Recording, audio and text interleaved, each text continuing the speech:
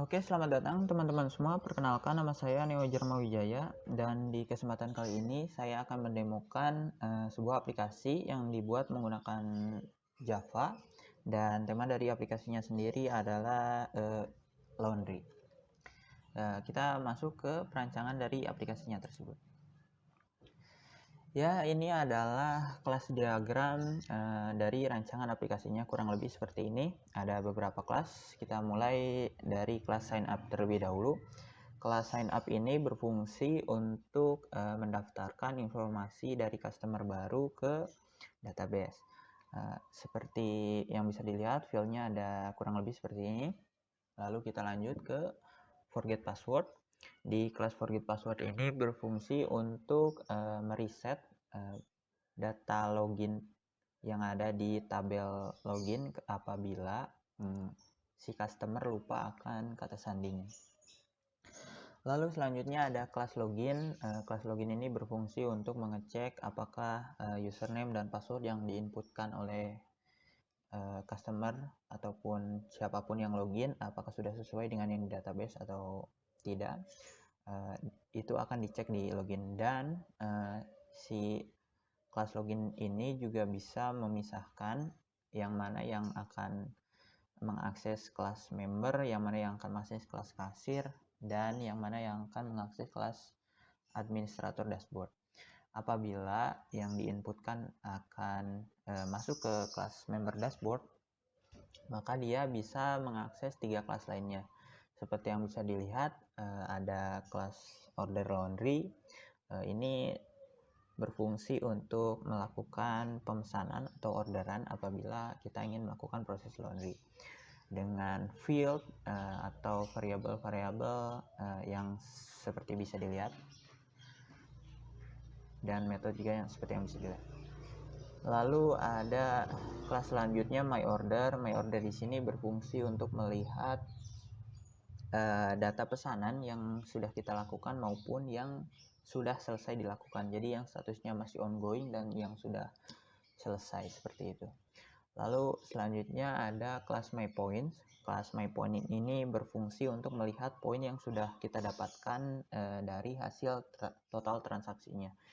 Untuk perhitungan poinnya sendiri, saya di aplikasi ini menggunakan perhitungan setiap 25.000 dari total transaksi, setiap kelipatan 25.000 dari total transaksi, maka si customer tersebut akan mendapatkan 1 poin.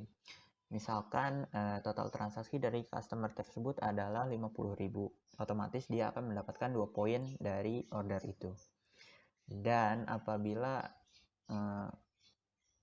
total pembayarannya kurang dari 25.000, maka dia tidak akan mendapatkan poin. Lalu apa yang terjadi ketika kita sudah mengumpulkan poin? Ketika poin sudah mencapai 10 poin, maka 10 poin tersebut akan otomatis dikonversikan menjadi diskon sebesar 15.000 di order selanjutnya. Kurang lebih begitu untuk perhitungan poinnya. Lalu kita masuk ke kelas kasir dashboard. Kelas kasir dashboard ini ada beberapa kelas. Yang pertama ada order laundry, sama seperti di member dashboard. Lalu ada update pesanan, apabila ada pengupdatean data pesanan atau mungkin salah informasi yang diinputkan bisa diupdate di sini. Lalu ada fitur report. Report ini mencakup report harian dan report bulanan. Dan yang terakhir ada administrator dashboard. Administrator dashboard ini berfungsi untuk melakukan manajemen user, di mana administrator bisa mengedit data customer maupun data dari tabel loginnya di menu manajemen user. Dan yang terakhir, administrator juga dilengkapi dengan fitur report yang mencakup report harian dan report bulanan. Oke, setelah dari ini rancangannya, kita coba jalankan aplikasinya. Ya, ini adalah login form dari rancangan aplikasi laundry ini. Tapi sebelum itu kita coba sign up terlebih dahulu. Kita akan coba meregister, mendaftarkan customer baru, lalu kemudian melakukan proses order dan bagaimana hingga akhirnya. Kita coba di sini kita masukkan nama.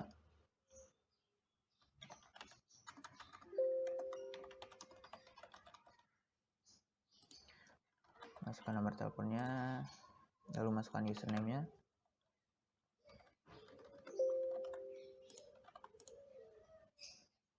Kita isi asal saja. Kita coba klik register, dan apa yang terjadi ya, sebelum user tersebut didaftarkan, register form ini harus mengecek dulu bagaimana kondisi username yang sudah ada. Seperti di sini kita lihat username Neo ini sudah tersedia di database.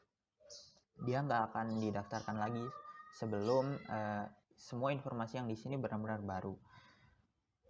Karena Neo ini sudah ada, kita bisa lihat di tabel loginnya. Ya, ini sudah ada, maka dia nggak bisa lagi daftar dengan menggunakan username yang ini. Kita coba yang lain.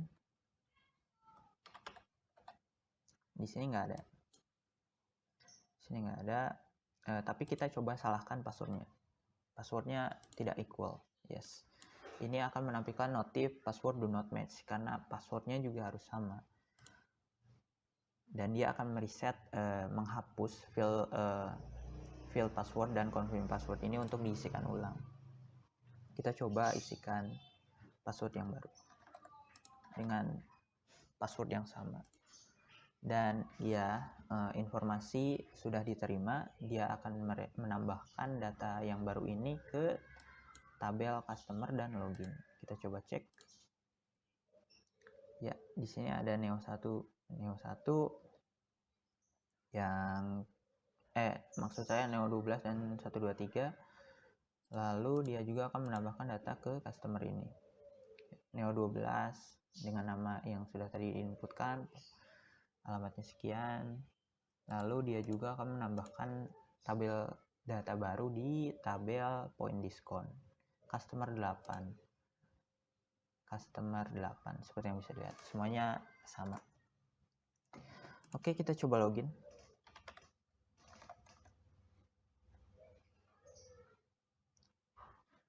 Kita coba login, passwordnya 123.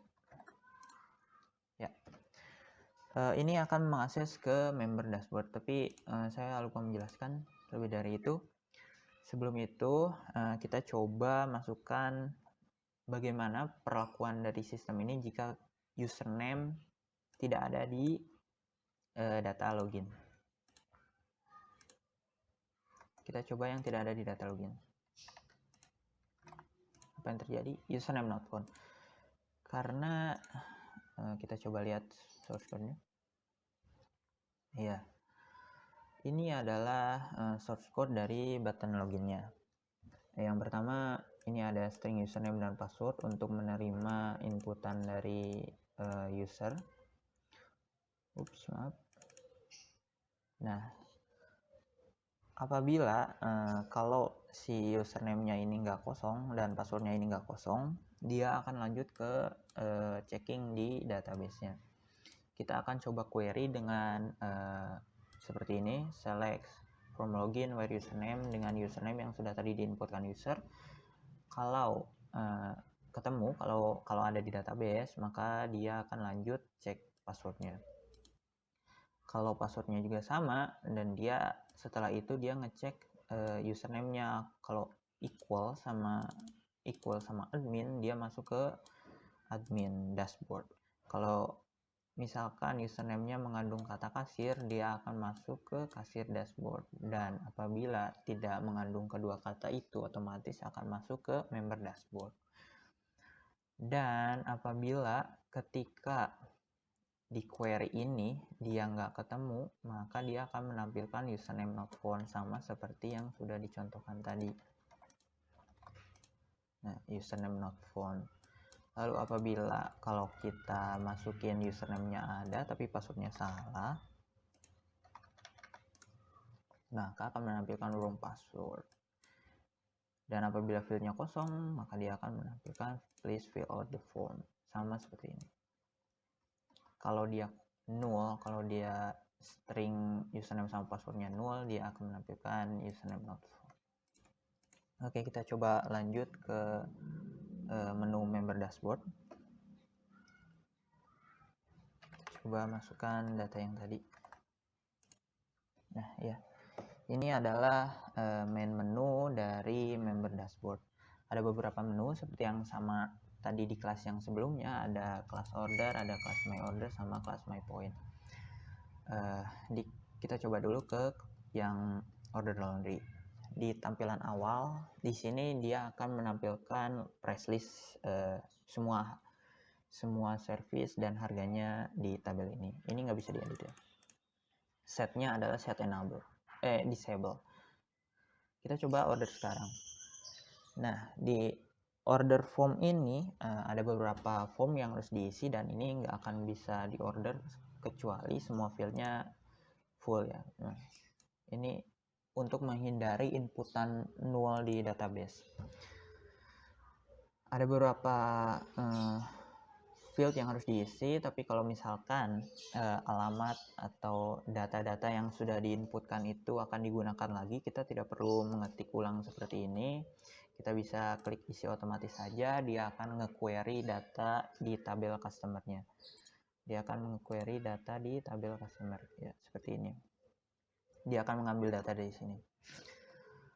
Lalu setelah itu kita coba pilih service-nya. Lalu estimasi beratnya, di sini saya ngeset untuk maksimal beratnya adalah 30 kilo. Jadi kalau misalkan kita isinya lebih dari 30 kilo, dia nggak akan bisa ya. Berat maksimum adalah 30 kg. Kita coba isi 13 kg saja. Dan di bawahnya ada menu pick up and delivery. Ini bisa dipilih ya atau enggak. Kalau iya, dia dikenakan biaya 15.000. Kalau enggak, ya dia nggak kena biaya apapun. Nah, kalau misalkan kita pilih pick up and delivery, dia ngasih pilihan lagi kalau mau hari ini atau mau pilih tanggal lain. Kita coba untuk order pertama, kita hari ini aja. Dia akan ngambil tanggal hari ini, berarti tanggal 5 Juli. Untuk jamnya sendiri seperti yang sudah ada di keterangan, ini jam 8 sampai jam 17. Jadi kalau misalkan kita masukin jam 3, dia nggak akan bisa, waktunya nggak valid. Ini hanya bisa dikerjakan kalau semuanya nggak null dan fieldnya semuanya benar, dalam kondisi benar. Kita coba masukkan jam 12. Ya, kita coba jam 12 dan order dalam antrian. Ini juga akan ada di sini. Order 15, dengan tanggal order sekian, dengan informasi sekian, si setrika sudah sama. Kita coba cek di tabel database-nya. Ya, order 15 New Jerma, harga dan totalnya sekian dengan statusnya true. Oh ya, status true di sini itu artinya berarti status pesanan tersebut masih ongoing. Berbeda dengan status false ini. Status false ini menandakan bahwa pesanan tersebut sudah selesai, sudah melakukan pembayaran dan pesanannya sudah keluar, seperti itu. Kita coba order dengan menu yang berbeda. Kita coba bed cover, kita coba isikan 4 kg, dan kita coba pilih tanggal lain. Untuk menghindari nol juga, dia nggak akan bisa langsung di order seperti ini. Dia harus menginputkan tanggal. Ini akan menampilkan tanggal tidak valid dan waktu tidak valid. Kita coba isikan tanggalnya. Misalkan saya mau tanggal 6 dan ini jam 10. Ya, order dalam antrian. Di sini dia akan menambahkan orderan baru. Kita coba lihat di tab pesanannya. Ya, ada order baru tanggal 6 untuk jam 10 dengan informasi sekian. Servisnya bed cover 4 kg sesuai, ya, statusnya terus. Kita coba untuk yang tidak menggunakan pick up and delivery ya. Kalau dia nggak pakai pick up delivery, berarti dia otomatis ngambil data tanggal dan waktu sistem. Jadi untuk saat video ini direkam, ini tanggal 5 Juli dan jam 1. berarti ketika ditambahkan pesanannya ini akan menunjukkan informasi demikian. Ya, ini sudah sesuai. Ya, tanggal 5 Juli jam 1. Ya, sudah sesuai. Lalu bagaimana dengan poin? Total poinnya di sini masih 0, tentu karena belum ada pesanan yang selesai. Poin di sini akan dihitung dari total pesanan yang sudah selesai. Jadi kalau misalkan statusnya masih ongoing, dia nggak akan terlebih dahulu dihitung karena takutnya ada perubahan berat atau perubahan servis yang akan dilakukan. Jadi untuk menghindari itu ini diabaikan terlebih dahulu. Kita coba ganti ke menu kasir. Nah, untuk di menu kasirnya sendiri ini ada 3 menu juga. Ada order laundry yang sama seperti yang di menu customer, tapi ini nggak ada isi yang otomatis karena ini harus diisikan dengan informasi customer yang datang ke kantor secara offline gitu. Kita coba isikan ini saja untuk contoh. Coba setrika 12 kilo. Kita coba nggak pick up delivery untuk testing aja. Order dalam antrian. Dan ini ada, kita coba lihat di tab pesanannya.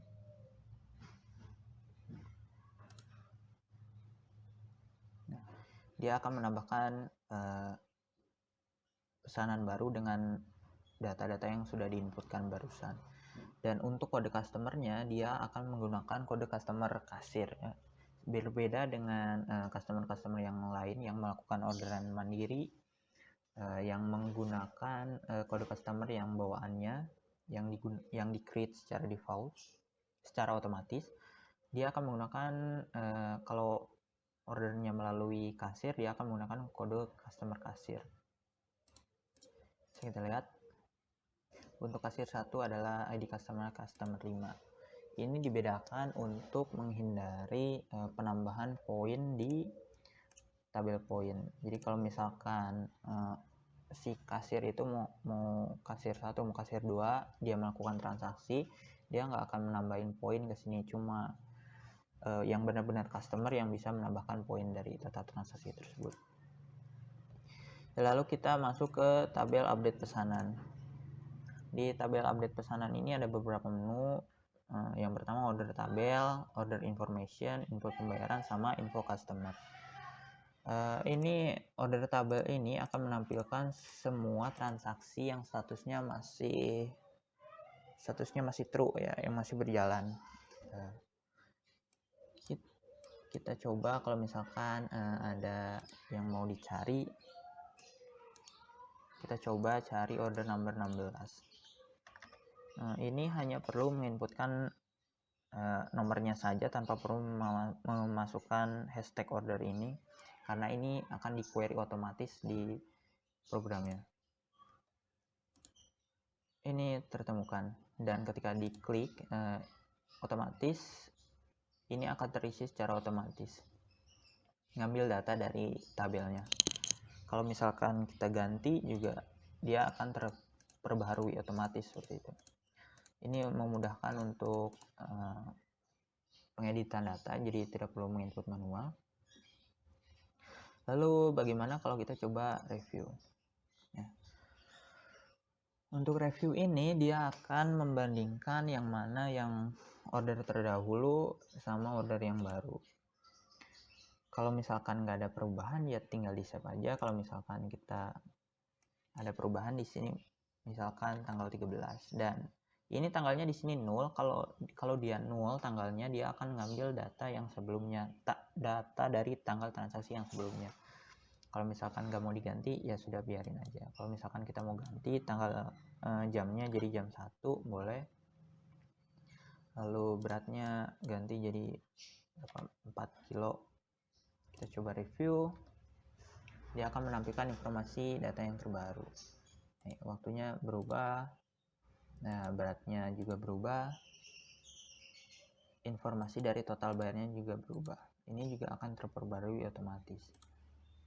Kalau kita coba cek ya, ini order number 12. Order number 12. Yap, yang ini dengan total 117 dan kita coba save. Sure, yes. Data tersimpan. Kita coba refresh. Order number 12 berubah total bayarnya jadi 29.000. Ini kenapa ada diskon di sini? Ini karena dia ini punya poin yang 10, punya poin 10, jadi dia jadi dia bisa pakai potongannya gitu. Karena poinnya sudah terlebih dahulu. Lalu kenapa ini customer 5 di sini? Ini karena untuk ngetes sebelumnya saya lupa tidak direkam, jadi ini sudah terlanjur saya hapus. Ini untuk ini saya akan jelaskan nanti di tabel admin. Jadi intinya kalau misalkan kita ngedit di sini, dia akan memperbarui di tabel customernya. Kita coba back, kita coba refresh, kita coba klik tabel nomor 12. Ya, semua informasinya terperbarui seperti itu. Lalu bagaimana dengan info customer ini? Info customer ini untuk menunjukkan informasi customer, informasi alamat customer apabila dia memilih pemesanan pick up and delivery. Dan ya kalau kita diklik, dia akan menampilkan namanya siapa, nomor HP-nya, alamatnya, dan statusnya. Statusnya masih ongoing. Kalau misalkan kita memasukkan ID transaksi yang sudah selesai, dia akan menampilkan statusnya paid. Jadi sudah selesai gitu. Lalu selanjutnya untuk menu input pembayaran. Input pembayaran di sini untuk menginputkan pembayaran tentunya ketika dia diklik, dia akan mengambil data transaksi dari tabel ini, dipindahkan ke sini lalu menampilkan data dari total transaksinya 77.000 sama. Lalu kita bisa menginputkan nominalnya. Bagaimana kalau nominalnya kurang dari total pembayarannya, dan ketika di done payment kurang dari total tagihan, dan dia akan mereset untuk menginputkan ulang. Kita coba 78.000 dan ya akan menampilkan order number sekian, order number 13 setelah selesai. Dan ketika dia oke, dia akan menampilkan ini menu pembayaran, menu kembalian dan mereset ID pesanannya. Kenapa ini di reset fieldnya? Karena ini untuk menghindari dia bisa di done berkali-kali. Kenapa ini hal yang buruk di done berkali-kali ini? Karena dia bisa menambahkan poinnya berturut-turut ke sini. Kita lihat source code-nya. Kita coba lihat payment phone. Ya. Apa yang terjadi barusan adalah dia coba mendapatkan payment dari sini. Dia ambil nominalnya, lalu dia cek di sini kalau misalkan paymentnya itu kurang dari total harga, maka dia akan menampilkan payment kurang dari total tagihan dan dia meresetnya. Lalu bagaimana kalau misalkan paymentnya lebih dari totalnya? Dia akan nge-try untuk koneksi ke database-nya. Dia akan mengupdate tab pesanannya untuk mengubah statusnya menjadi false, yang artinya status tersebut sudah selesai atau sudah paid dengan ID pesanan yang didapatkan tadi di sini. Yang di tab pesanan, yang ini dia akan coba nge-query itu, lalu dia akan menambahkan poinnya. Kita coba lihat insert point. Nah, insert point ini adalah menghitung kalkulasi dari total pembayarannya. Kalau misalkan total pembayarannya seperti tadi itu 78.000, dia otomatis dapat 3 poin. Di sini ada query untuk update poin diskon, set poin dengan poin calculate, poin sebelumnya ditambah calculate poin yang baru, lalu dengan username yang membeli atau yang punya order number sekian.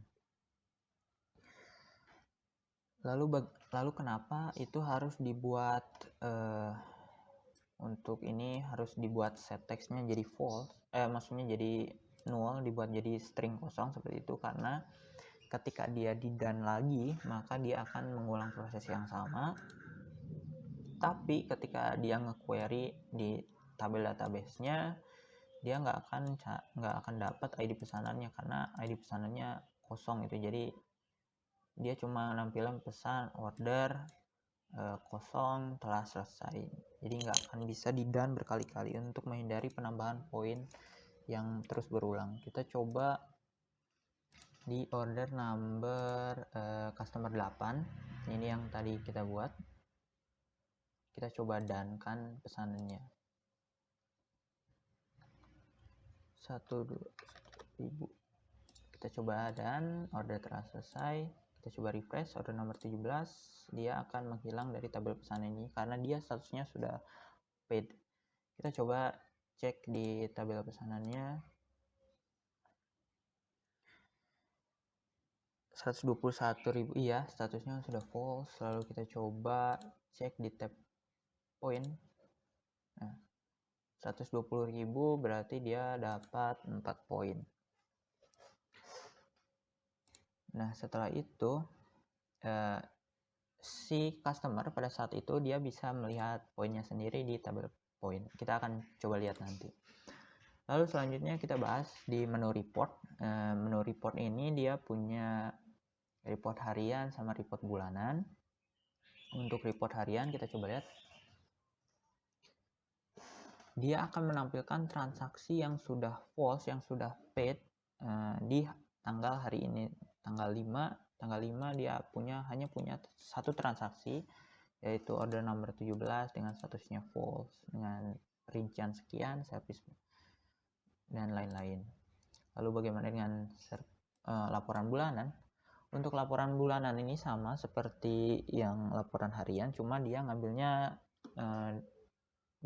bulan ini gitu, dengan statusnya yang false, dengan status pesanannya yang sudah false, yaitu ada order nomor 1, 2, 3 sehingga order 17 ini order yang terbaru yang tadi yang ada di laporan harian, dan ada total pendapatannya sekian.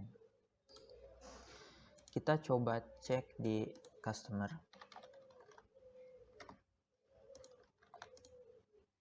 Kita coba, nah di order ini ketika statusnya di done oleh si kasir, maka dia juga akan mengupdate tabel ini untuk order yang sudah selesai akan dipindahkan ke bawah ke history order. Itu artinya ordernya sudah selesai dengan rincian sekian. Karena totalnya nggak berubah, dia akan kalkulasi poin 121.000 seperti ini. Nanti kalau misalkan dia poinnya udah 10, dia akan otomatis terpotong. Di sini kan nggak ada diskon. Kita coba dankan.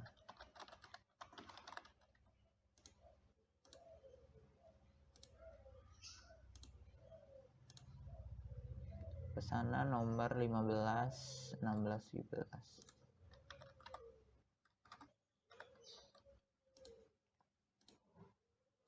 Sekian, kita coba dankan. Order telah selesai, kita coba cek poinnya apakah sudah cukup. Masih kurang 1.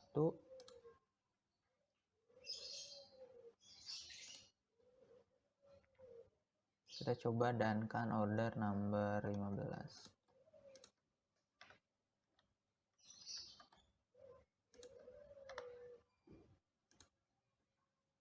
Nah Kalau misalkan dia nge-query-nya nggak ada, dia akan menampilkan ID tidak valid.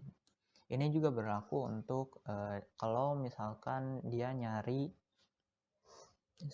statusnya yang masih true, dia juga nggak akan dapat ID-nya nggak valid.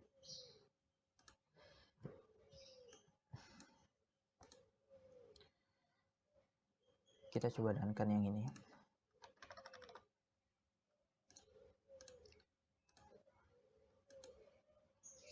Ya, ordernya telah selesai semua. Coba refresh, dia dapat 11 poin. Lalu kita coba order dengan poin yang sudah mencapai lebih dari 10. Dia total dapat 11 poin dari 3 transaksi tersebut. Kita coba order. Beratnya 1 kilo, kita pick up delivery-nya enggak. Kita coba order. Dia dapat diskon 15.000 dan totalnya jadi 0. Seperti itu skenario pengaplikasian poinnya ketika dia otomatis. Nah, di sini juga terpotong kan 10.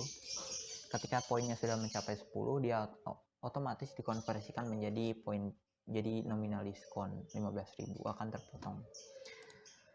Oke, selanjutnya kita bahas menu admin.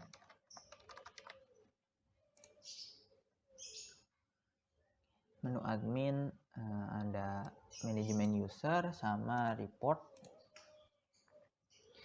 Manajemen user ini untuk mengedit tabel login maupun tabel informasi customer. Kalau misalkan kita mau edit password, dia bisa. Oh ya, sebelum itu kalau misalkan tombol 2 ini nggak akan berfungsi sebelum dia dapat data dari tabelnya mau diedit yang mana gitu. Kalau misalkan kita klik ini, dia nggak akan bisa. Dia harus pilih dulu akunnya yang mana, lalu baru di delete atau diedit. Kita punya fitur search juga di sini, ini buat nyari username-nya. Nah, ini ketemu.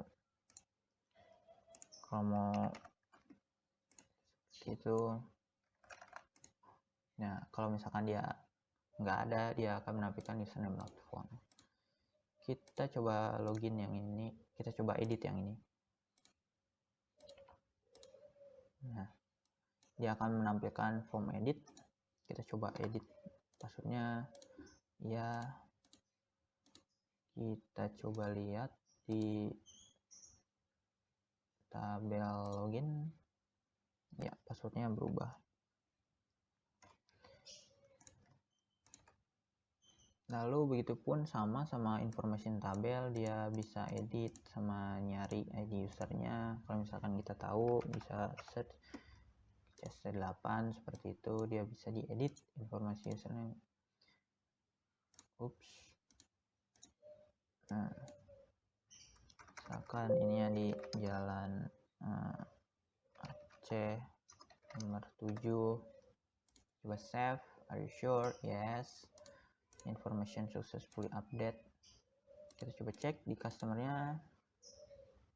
Ya, jalan Aceh nomor 7 terupdate.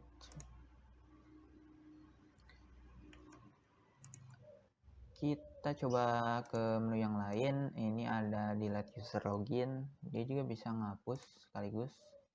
Do you really want to delete? Yes, kita coba delete. Kita coba cari. Nah, ini kan asalnya ada. Kita coba refresh dan dia nggak ada. Ya, sudah terhapus. Kalau misalkan ini mau register, ya tinggal di register aja. Ini sama seperti register yang di awal, cuma dia ada di sini gitu. Lalu ini report juga, report sama kayak yang di kasir. Dia bisa report harian sama report bulanan. Ini kan tadi di tanggal yang sekarang dia ada 2 transaksi yang done, otomatis dia akan ditambahkan di sini. Berbeda sama yang tadi, dia kan cuma punya 1 tadi, tapi setelah ada informasi baru dia akan otomatis ditambahkan di sini. Untuk yang bulanannya juga sama, dia menambahkan 3 orderan baru yang sudah tadi di done. Lalu yang terakhir ini ada forget password. Ini berfungsi untuk ngeriset password, ngeriset ini di password, tab kolom password di tabel login. Kalau misalkan customernya lupa passwordnya, kita coba edit Neo 12 ini jadi passwordnya. Kita coba bagaimana kalau misalkan username-nya nggak ada, dia akan menampilkan username not found. Kalau misalkan dia ada, baru dia bisa diproses. Nah, Neo 12 passwordnya kita coba ganti jadi 2 saja. Reset password, your password has been reset. Ya, passwordnya jadi baru yang 12, dan ini masuk ke halaman yang sama.